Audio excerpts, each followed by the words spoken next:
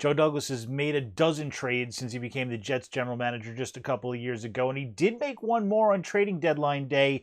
Wasn't one of the big names that we had been talking about leading up to the deadline. However, it was a deal that Douglas feels can help the Jets. He sent tight end Dan Brown, special teamer who really had barely been playing this season, to the Kansas City Chiefs for guard Laurent Duvernay-Tardif, a backup guard who had been a longtime starter with the Chiefs. He opted out in the 2020 season, hasn't played yet this year, so he hasn't taken a snap since 2019, but adds depth to an offensive line that is still growing, getting better for the Jets, something they feel could help them. His contract is expiring at the end of the season, basically a swap of expiring contracts, so who knows what his future is, but that was it as far as deals went for the Jets, even though they did draw some interest, I'm told, in safety Marcus Maye and a couple of their receivers, Jamison and Denzel Mims.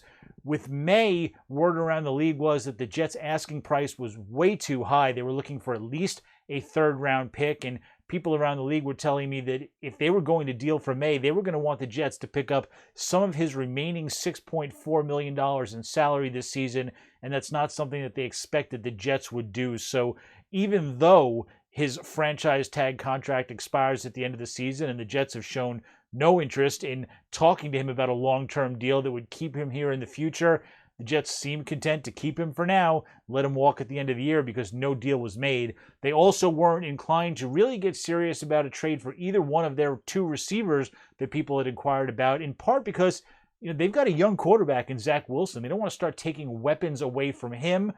They think that Jamison Crowder still has value as a veteran receiver to a guy like Wilson, and even though there were teams around the league looking for receiver help, the Jets weren't going to part with him for nothing.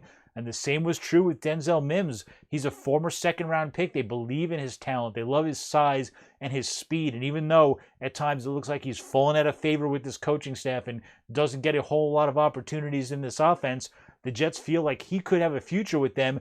Teams tried to swoop in and steal him. The offers, I'm told, were incredibly low. The talks were never serious.